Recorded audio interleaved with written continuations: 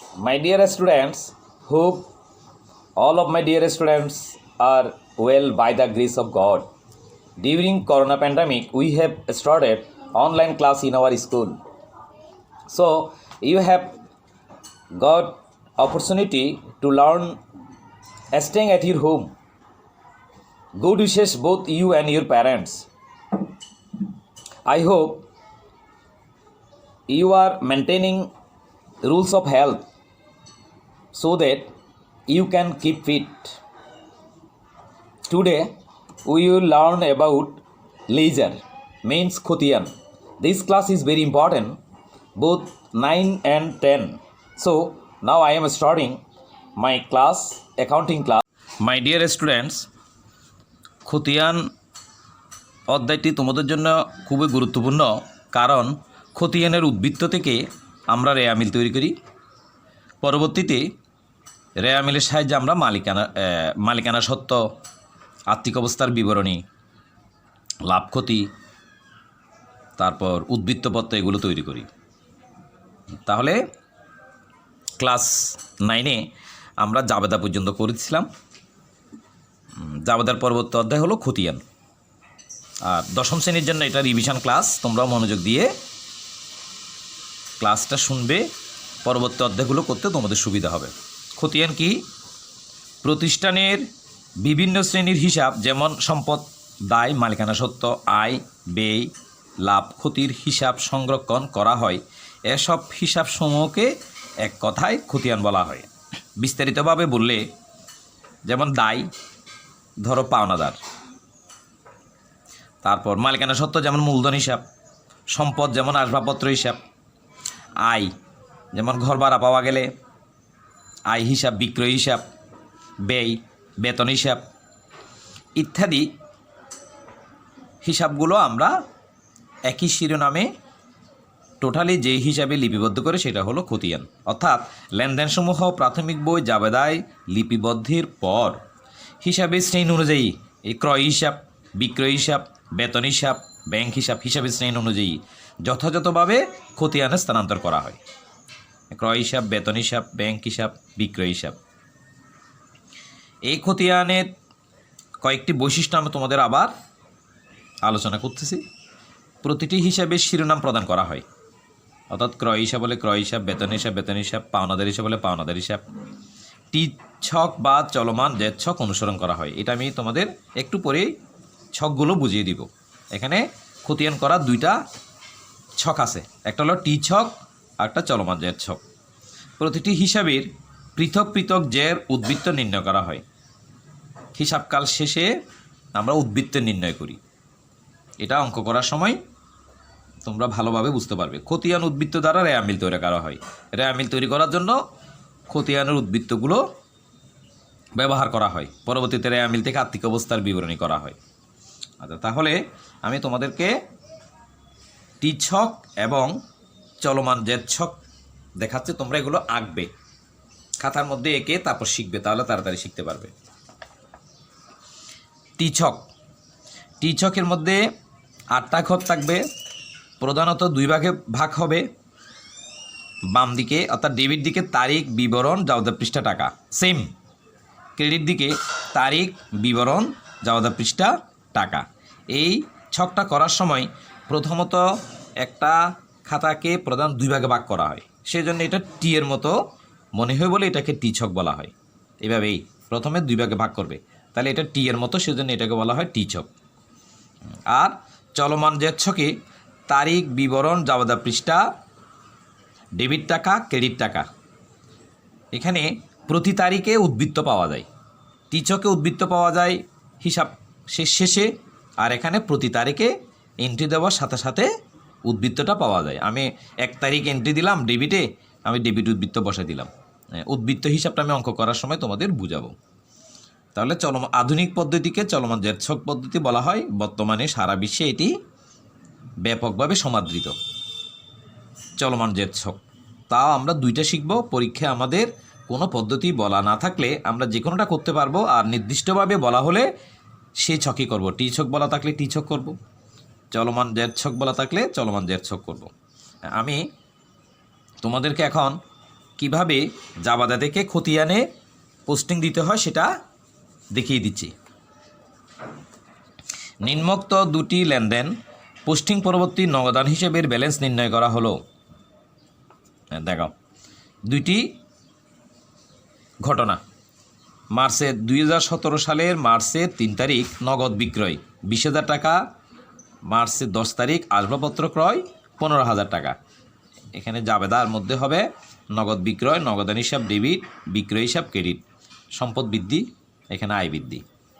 আর আসবাবপত্র কিনছে সম্পদ বৃদ্ধি, সেই জন্য আসবাবপত্র হিসাব ডেবিট, আর সম্পদ হ্রাস মানে নগদ টাকা কমে গেছে, সেই জন্য হবে নগদান হিসাব ক্রেডিট। এখন আমি কিভাবে জাবেদা থেকে খতিয়ানে পোস্টিং দেব সেটা তোমাদের শিখিয়ে দিচ্ছি। এটা খেয়াল করো, আমি টি ছকে দেখাচ্ছি প্রথমটা, তারপরটা চলমান জেড ছকে দেখাবো। প্রথমে নগদান হিসাব, তাহলে টি ছকের মধ্যে কিছুক্ষণ আগে আমি তোমাদের বললাম 8টি ঘর, তারিখ বিবরণ জাবেদা পৃষ্ঠা টাকা, সেম তারিখ বিবরণ জাবেদা পৃষ্ঠা টাকা। এখানে খেয়াল রাখবে, আমরা যখন নগদান হিসাব করব আমরা বিপরীত হিসাবটা লিখব, নগদ যেদিকে আছে সেই দিকে। এখন নগদ কোন দিকে? ডেবিট দিকে, তাহলে বিপরীত হিসাব কি? বিক্রয় হিসাব। তাহলে নগদান হিসাবের মধ্যে আমরা লিখব বিক্রয় হিসাব ডেবিট দিকে। আমি আবার বলতেছি, আমরা যখন নগদান হিসাব করব লিখব বিক্রয় হিসাব, বিক্রয় হিসাব করলে লিখব নগদান হিসাব। তবে খেয়াল রাখতে হবে, নগদ যেদিকে থাকবে নগদান হিসাব লেখার সময় বিক্রয় হিসাবের টাকাটা সেদিকে লিখতে হবে। যেমন এখানে নগদান হিসাব ডেবিট, তাহলে আমি বিক্রয় হিসাব লিখব ডেবিট দিকে। আর যখন বিক্রয় হিসাব করব নগদান হিসাবের টাকা লিখব ক্রেডিট দিকে। আচ্ছা, আরেকটা 10 তারিখ আসবাবপত্র হিসাব ডেবিট, নগদান হিসাব ক্রেডিট। এখানে নগদ ক্রেডিট দিকে, আমি করতেছি নগদান হিসাব, তাই আমি লিখব আসবাবপত্র হিসাব, টাকা লিখব ক্রেডিট দিকে, যেহেতু নগদ ক্রেডিট দিকে। তাহলে আসবাবপত্র হিসাব ক্রেডিট। এরপরে আমাকে আগে যাচাই করতে হবে ডেবিট দিকের যোগফল কত, ক্রেডিট দিকের যোগফল কত। ডেবিট এবং ক্রেডিটের যেই টাকাটা বেশি হবে সেটা দুই দিকের যোগফলের মধ্যে আমরা আগে লিখে ফেলবো, আগেই দুই দিকে লিখে ফেলবো। যেমন এখানে 20,000, এখানে 15,000, তাহলে 20,000 বেশি, 20,000-এর যোগফলও লিখে ফেলছি, এখানে ক্রেডিট দিকের যোগফলও লিখে ফেলছি। এরপরে এই মোট যেটা বেশি সেটা থেকে যেদিকে কম, যেমন এখানে 15,000, আমি যোগফল লিখতে হবে যেটা বেশি সেটা 20,000।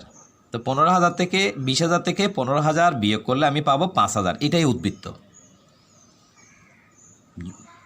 যেদিকে বেশি সেটা দোনো দিকে লিখবে, অপর দিকে যে টাকাটা কম সেটাকে আমরা নাম দিব সিডি বা ক্রেডিট ডাউন। অপর পৃষ্ঠায় নেওয়া হলো, অপর স্থানান্তরিত হলো 5,000। এটা হবে মাসের শেষ তারিখে সিডিটা, আর বিডিটা হবে পরবর্তী মাসের 1 তারিখে। এটা পূর্ববর্তী হিসাব থেকে আনা হলো, এই কথাটার অর্থ হলো বিডি। এটা যে স্থানান্তরিত হলো এখানে 5,000 টাকা। তাহলে আমি আবার রিভিউ করতেছি, যে হিসাব করব তার বিপরীত হিসাবটা, যে হিসাব করবো সেটা যেদিকে থাকবে সেদিকে লিখব। নগদান হিসাব ডেবিট, তাহলে বিক্রি হিসাব লিখব ডেবিট দিকে। এখানে নগদান হিসাব ক্রেডিট, আসবাবপত্র হিসাব লিখব ক্রেডিট দিকে। তারপর যেদিকে টাকা বেশি সেটা দোনো দিকে আগে লিখে ফেলব। যত টাকা কম হবে সেটা সিডি, পরবর্তী মাসের 1 তারিখে গিয়ে সেটা বিডি, মানে ব্রড ডাউন, সিডি মানে ক্রেডিট ডাউন। আচ্ছা, এখন চলমান জের ছক। চলমান জের ছকে তারিখ বিবরণ জাবেদা পৃষ্ঠা ডেবিট টাকা ক্রেডিট টাকা, তারপর উদ্বৃত্ত, ডেবিট উদ্বৃত্ত হলে ডেবিট উদ্বৃত্ত বসাবো, ক্রেডিট উদ্বৃত্ত হলে ক্রেডিট উদ্বৃত্ত বসাবো। এখানেও সেম, নগদান হিসাব করলে বিক্রয় হিসাব লিখতে হবে। তাহলে এখানে নগদান হিসাব আমি করতেছি নগদান হিসাব, তাহলে নগদান হিসাব ডেবিট, বিক্রয় হিসাব ক্রেডিট লিখব। বিক্রয় হিসাব ডেবিট দিকে টাকা, যেহেতু নগদ ডেবিট দিকে আছে, এই বিক্রয় হিসাব ডেবিট দিকে টাকা। এখন যেদিকে টাকা সেই ব্যালেন্স, এখানে বিক্রয় হিসাব ডেবিট, তাহলে ডেবিট ব্যালেন্স। আবার আসবাবপত্র হিসাব ডেবিট, নগদান হিসাব ক্রেডিট, এখানে নগদ ক্রেডিট, তাহলে আমি লিখব ক্রেডিট দিকে আসবাবপত্র হিসাব, এই ক্রেডিট দিকে আসবাবপত্র হিসাব। আগের ব্যালেন্স ছিল ডেবিট, পরবর্তী হিসাবটা আসছে ক্রেডিট, তাহলে ডেবিট ক্রেডিট হলে বিয়োগ, আর ডেবিট ডেবিট হলে যোগ, এটা মনে রাখতে হবে। আমি আবার বুঝিয়ে দিচ্ছি, আমার প্রথম তারিখের ব্যালেন্সটা হবে যেদিকে টাকা বসাবো ঠিক তত টাকা ব্যালেন্স। যেমন এখানে ডেবিট 20,000, ডেবিট ব্যালেন্স 20,000, ডেবিট উদ্বৃত্ত 20,000।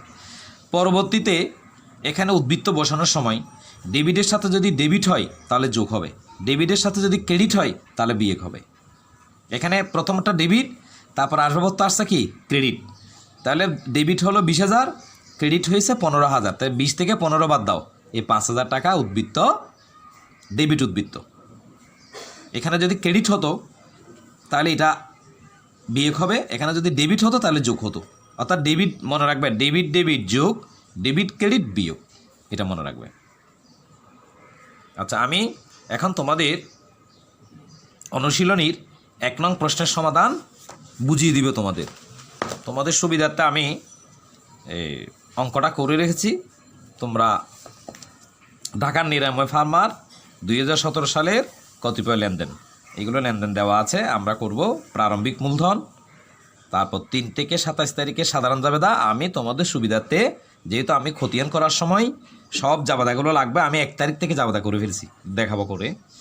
তারপর এখানে বলছে নগদান হিসাব, অফিস সরঞ্জাম হিসাব, ক্রয় হিসাব, পাওনাদার হিসাব প্রস্তুত করো। এখানে আমাকে কোনো পদ্ধতি বলেনি, অর্থাৎ চলমান যে ছক এবং টি ছক কোনোটাই বলেনি। তোমাদের যেটা সুবিধা তোমরা সেটা করতে পারবে। আমি করব কি, নগদান হিসাব, অফিস সরঞ্জাম হিসাব, ক্রয় হিসাব, পাওনাদার হিসাব, 4টা হিসাব করব। যেহেতু এগুলো করার জন্য আমার সম্পূর্ণ জাবেদা দরকার, আমি 3 তারিখ থেকে না করে 1 তারিখ থেকে জাবেদা করে ফেলছি। তোমরা বই সামনে রাখো, আগে জাবেদাটা দেখো।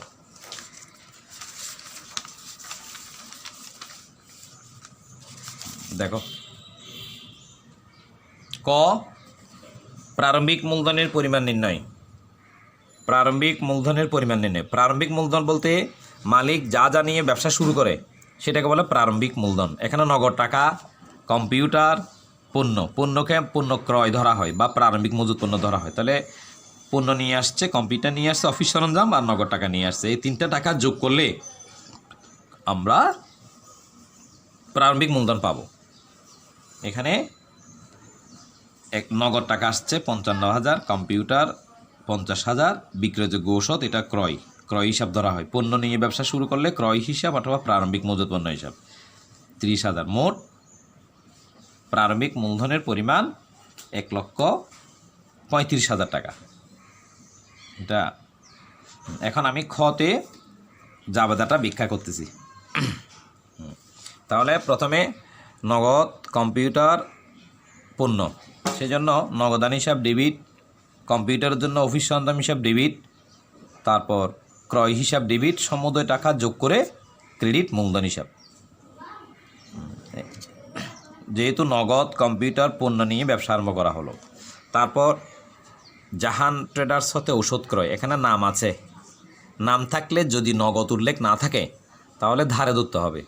সেজন্য এটা হবে ক্রয় হিসাব ডেবিট, পাওনাদার, জাহান ট্রেডার্স হিসাব ক্রেডিট। ধারে পণ্য ক্রয় করা হলো, এখানে ধারে বলা নাই, যেহেতু নাম আছে নগদ নেই, তাই আমাকে হিসাব বিজ্ঞানের নীতি অনুযায়ী ধারে ধরতে হবে। পুরাতন একটি প্রিন্টার মেশিন বিক্রয়, নগদান হিসাব ডেবিট, অফিস সরঞ্জাম হিসাব ক্রেডিট। এখানে আমার পণ্য বিক্রয়ের ফলে নগদ টাকা বাড়ছে আর সম্পদের পরিমাণ কমছে, সম্পদ হ্রাস পেলে ক্রেডিট, সেজন্য অফিস সরঞ্জাম হিসাব ক্রেডিট। পুরাতন মেশিন বিক্রয় করা হলো। তারপর 18 তারিখ, মেয়াদ উত্তীর্ণের কারণে জাহান ড্রাগসকে ঔষধ ফেরত প্রদান। তাহলে এটা হলো ক্রয় ফেরত। ক্রয় ফেরতের ক্ষেত্রে পাওনাদার হিসাব ডেবিট, ক্রয় ফেরত হিসাব ক্রেডিট। ক্রয় করলে ব্যয় বাড়ে, ক্রয় ফেরত দিলে ব্যয় হ্রাস পায়, ব্যয় হ্রাস ক্রেডিট, সেজন্য ক্রয় ফেরত হিসাব ক্রেডিট। আর ধারে পণ্য ক্রয় করলে পাওনাদার বৃদ্ধি পায়, দায় বৃদ্ধি পায় ক্রেডিট। আবার পণ্য ফেরত দিলে দায় হ্রাস পায়, তাহলে যেহেতু দায় হ্রাস ডেবিট, পাওনাদার হিসাব ডেবিট। ক্রয়কৃত পণ্য ফেরত দেওয়া হলো। আর 27 তারিখ, নগদে ঔষধ বিক্রয়, এখানে নগদ টাকা বাড়ছে, নগদান হিসাব ডেবিট। আর বিক্রি মানে আয় বৃদ্ধি ক্রেডিট। এখানে তোমরা যোগ করে টাকাটা বসাবে এবং ওই হিসাববদ্ধকরণ চিহ্ন দিবে, এগুলো খেয়াল রাখবে। এখন আমি এই জাবেদার উপর ভিত্তি করে নগদান হিসাব, অফিস সরঞ্জাম হিসাব, ক্রয় হিসাব, পাওনাদার হিসাব খতিয়ান করে তোমাদের দেখাবো।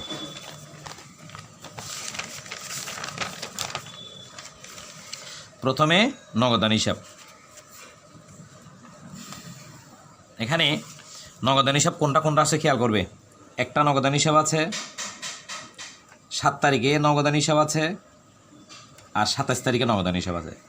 এখানে নগদ 55,000 টাকা, এটার বিপরীত কি মূলধন, সেজন্য আমি লিখছি মূলধন হিসাব।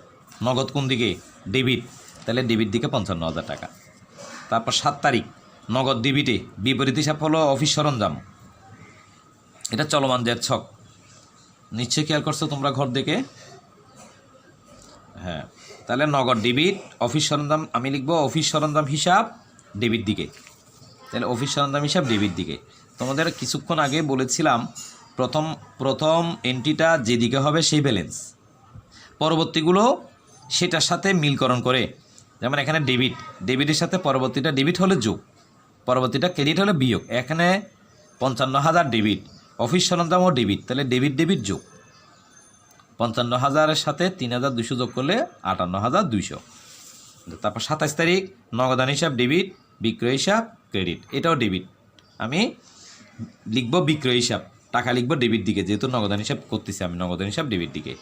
তাহলে বিক্রয় হিসাব ডেবিট, আগে ছিল উদ্বৃত্ত ডেবিট, তাহলে ডেবিট ডেবিট যোগ, তাহলে 58,200 সাথে 1,40,000 যোগ করলে 1,98,200 হবে নগদান হিসেবের উদ্বৃত্ত। আমি আরও 3টে হিসাব আছে, এগুলো করার পর তোমরা আরও বুঝতে পারবে। এরপর অফিস সরঞ্জাম হিসাব, এখানে অফিস সরঞ্জাম ডেবিট, আবার এখানে অফিস সরঞ্জাম ক্রেডিট। তাহলে আমি যেহেতু অফিস সরঞ্জাম করব, এটার বিপরীত হিসাব হলো মূলধন। অফিস সরঞ্জাম ডেবিট, মূলধন ক্রেডিট। অফিস সরঞ্জাম হলো 50,000 টাকা, বিপরীত হিসাব কি মূলধন হিসাব। তাহলে আমি লিখব অফিস সরঞ্জাম যেহেতু ডেবিট, বিপরীত হিসাব মূলধন হিসাব ডেবিট। প্রথমটা যে দিকে হবে সেই ব্যালেন্স, 50,000 ডেবিট, 50,000 ডেবিট ব্যালেন্স। এরপরে নগদান হিসাব ডেবিট, অফিস সরঞ্জাম ক্রেডিট, তাহলে অফিস সরঞ্জামের বিপরীত হিসাব হলো নগদান হিসাব, কিন্তু অফিস সরঞ্জাম যেহেতু ক্রেডিট দিকে, আমি নগদান হিসাব লিখব ক্রেডিট দিকে, তাহলে নগদান হিসাব ক্রেডিট।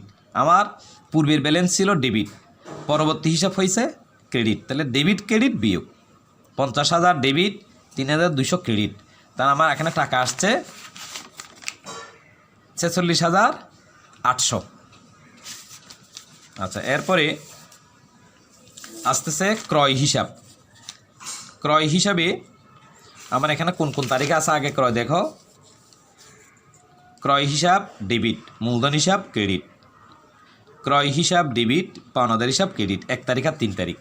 তাহলে প্রথম ক্রয়ের বিপরীত হিসাব হলো মূলধন হিসাব, ক্রয় ডেবিটে।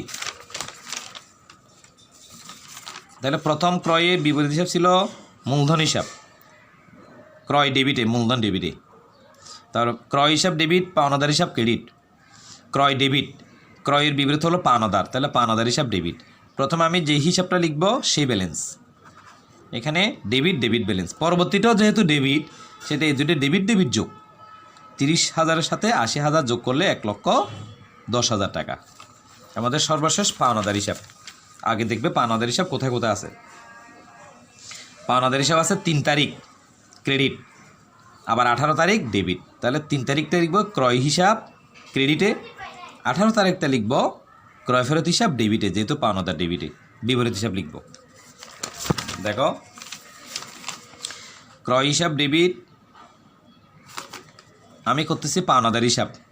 তাহলে এখানে 3 তারিখে পাওনাদার হিসাব ক্রেডিট, তাহলে ক্রেডিটে লিখব ক্রয়, ক্রেডিটে লিখব ক্রয়। এটা যেহেতু ক্রেডিট, ব্যালেন্সও হবে ক্রেডিট। পাওনাদার ক্রেডিট দিকে আছে, পাওনাদারের বিপরীত হিসাব ক্রয় হিসাব, তাহলে ক্রয় হিসাব হবে ক্রেডিট দিকে। যে হিসাবটা করব সেটা যেদিকে টাকা থাকবে, বিপরীত হিসাব সেই দিকে, তাহলে ক্রয় হিসাব ক্রেডিট, ক্রেডিট ব্যালেন্স। পরবর্তীতে ক্রয় ফেরত হিসাবে পাওনাদার হলো ডেবিটে, সেই জন্য এটা আমি ডেবিটে দিছি। ক্রেডিট ছিল 80,000, এটা হলো বিপরীত, ক্রেডিটের বিপরীত ডেবিট, সেই জন্য এটা বিয়োগ হয়েছে। এখানে মনে রাখবে ডেবিট ডেবিট যোগ, ডেবিট ক্রেডিট বিয়োগ, ক্রেডিট ক্রেডিট যোগ, ক্রেডিট ডেবিট বিয়োগ। এখানে এটা ছিল ক্রেডিট, ক্রেডিটের পর ডেবিট, সেই জন্য এটা বিয়োগ হয়ে ওই 6,000 বিয়োগ হয়ে 74,000 টাকা হলো ক্রয় হিসাবে পাওনাদার হিসাবের উদ্বৃত্ত। এখন তোমরা বাড়ি কাজ করবে, আমি 1 নং করিয়ে দিছি, তোমরা 5 নং 5 নং SW করে রাখবে তোমাদের ধারাবাহিক মূল্যায়ন খাতায়। সবাইকে ধন্যবাদ, সুস্থ থাকবে কামনা করে আজকের ক্লাস এখানে সমাপ্তি করতেছি।